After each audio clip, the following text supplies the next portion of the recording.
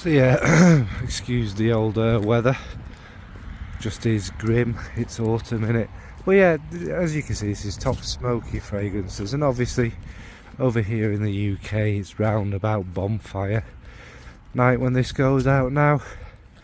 Just a little bit, I'm not going to waffle on. People, I think, kind of misunderstand or forget what it's supposed to be. It's supposed to be a celebration of burning a Catholic kind of scapegoat for nearly blowing up the Houses of Parliament, and also the murder of other Catholic people. Now, obviously, as history's gone on, the more we kind of think about it, the more it looks like James's government had sort of been complicit. They never intended for it to go ahead, but they wanted to scare King James, because King James was quite, you know, he wasn't a religious nutcase. Protestant or Catholic didn't really particularly bother him. And obviously, this is Britain, the government he had didn't like this, didn't want Catholics to be treated as human beings or whatever. So it all kind of makes quite a bit of sense, but it should be to celebrate that Parliament and our government should be scared of us, and we put them there. We know, I mean, back in them days it was all from elite people, not really elected from very rich families. Literally nothing has changed.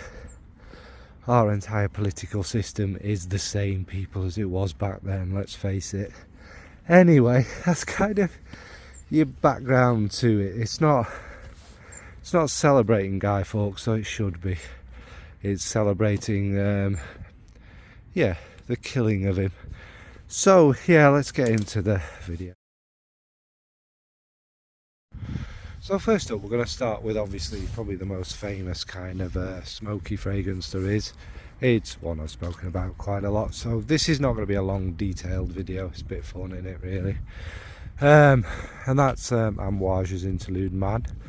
Now if you don't know this fragrance, it's known as the Blue Beast, and it's because it's in a blue bottle. It doesn't smell blue, by the way, but it's it begins quite lovely, quite these sweet resinousness feels, and yeah, and there's a big smokiness all around it, like a proper smokiness, like burning woods, burning things. And then you get the kind of herby notes that come through. I think it's oregano or oregano for those folks. It's oregano, come on. And yeah, that starts to get stronger and stronger. Then it kind of smells like they've been chucked onto a bonfire, and it's burning herbs and burning green.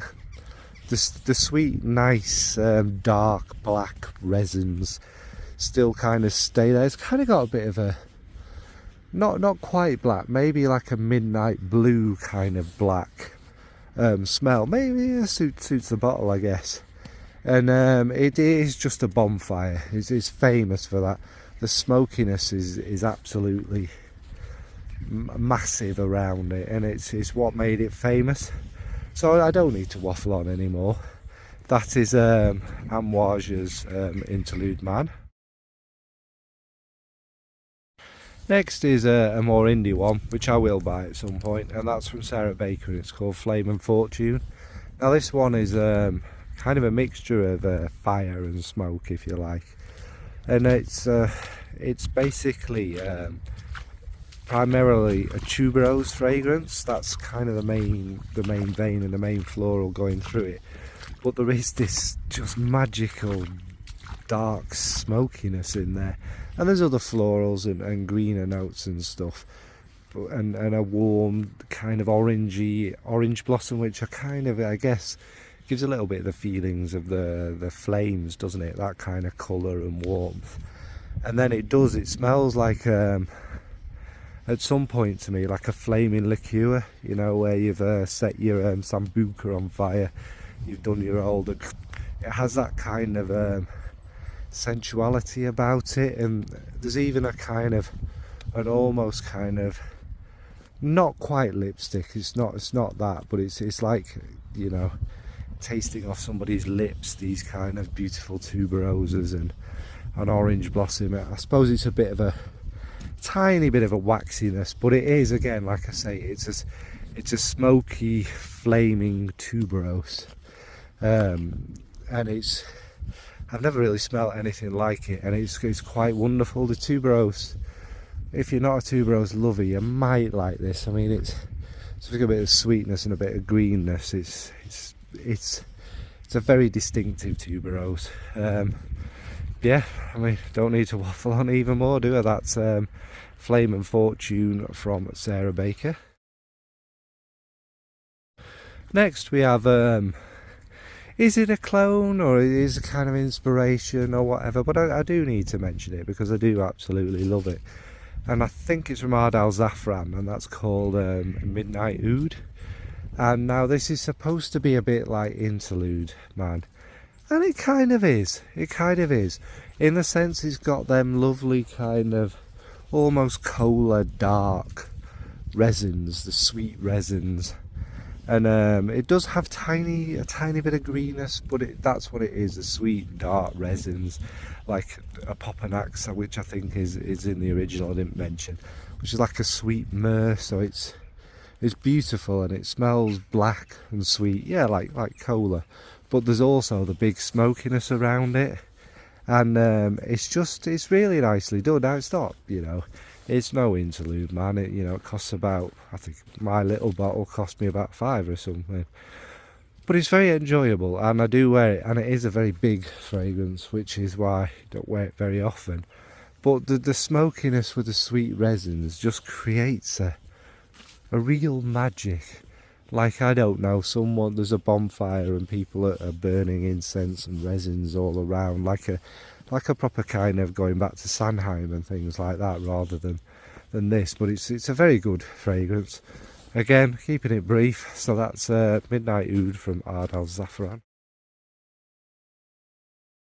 Next is Indigo Smoke from Artiste.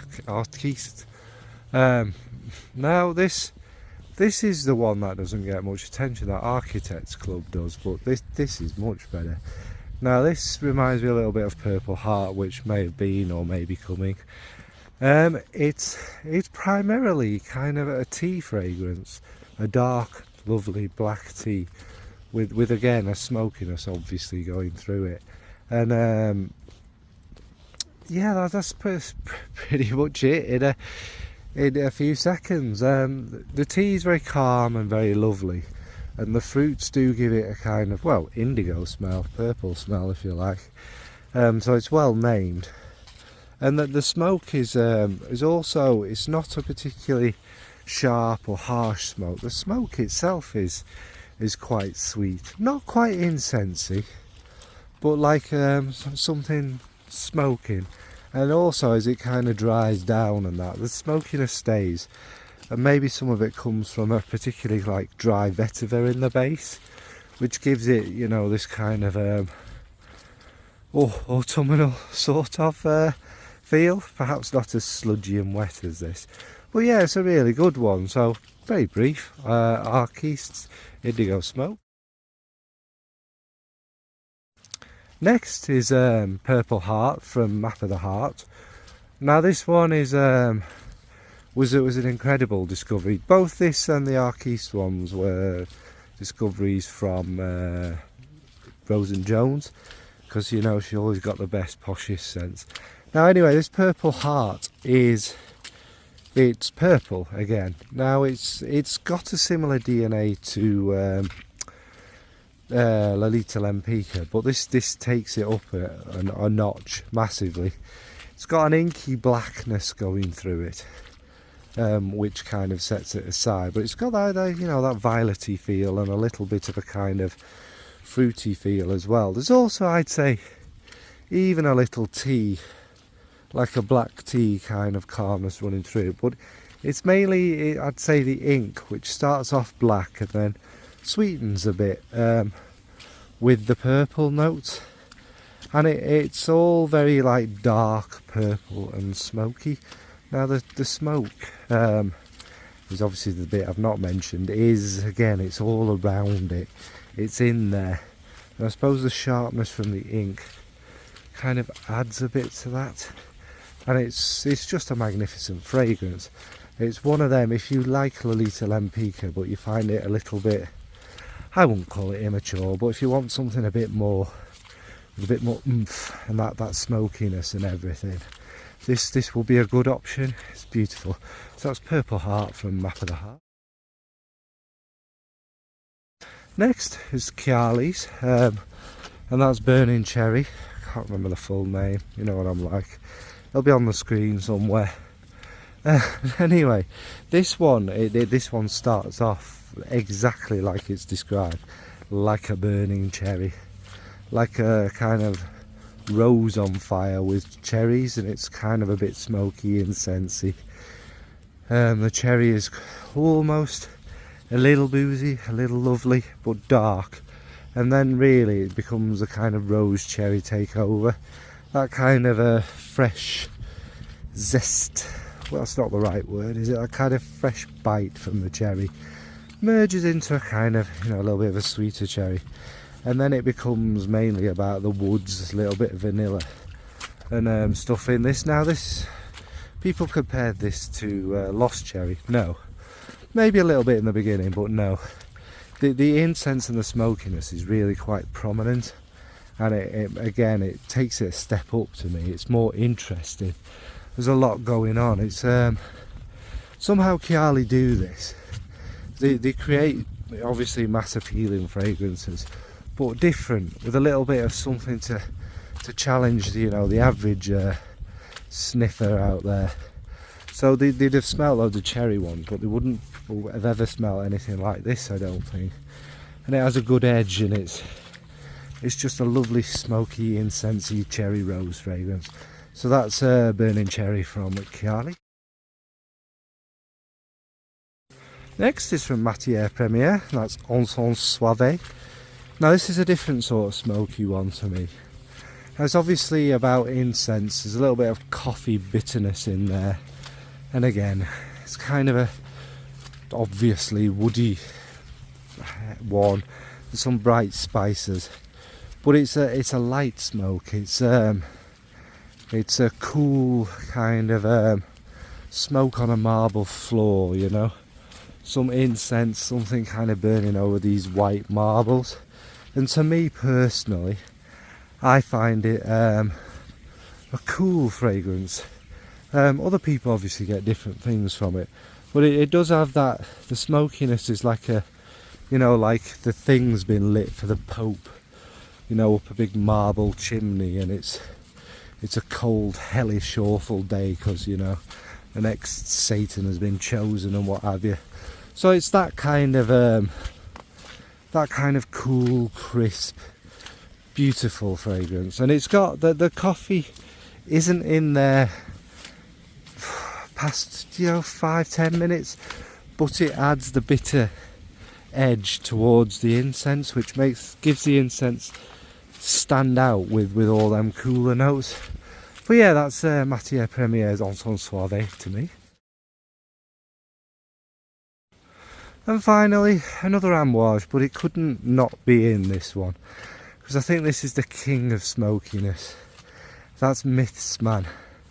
Now it opens with the unusual chrysanthemum and kind of spiciness. It's yeah, this is the bit of the fragrance I think people kind of struggle with, but straight away it's the burning embers of ash, some wood burning. It's the bonfire on bonfire night going out, and it's quite, it's strong. It's got a little bit of the burning wood bitterness, but it smells very almost again sweet and resinous. So maybe they've been burning some, I don't know, myrrh and frankincense and what have you in this fire to make it more kind of special and spiritual.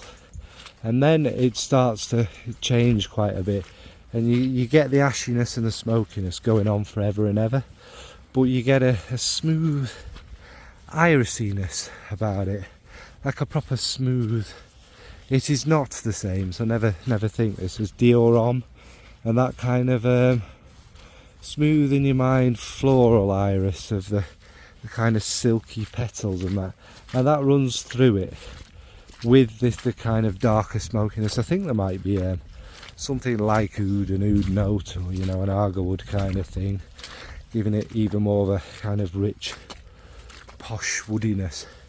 Yeah, but like I say, the ashiness and the smokiness is there forever.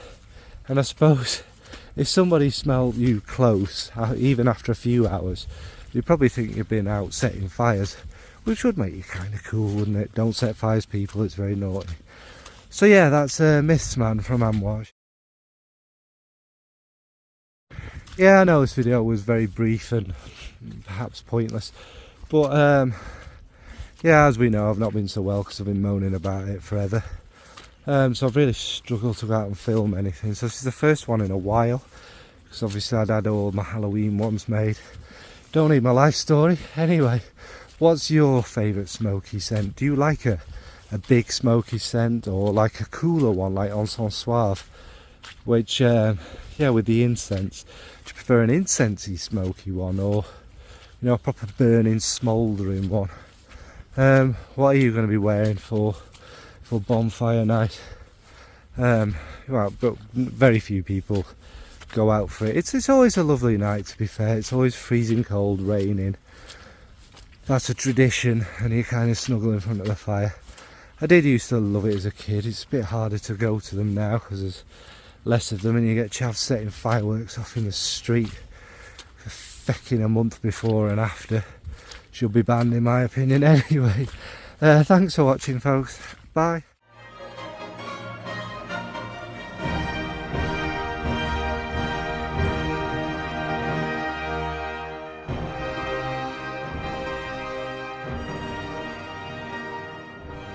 That music. Yes. His music.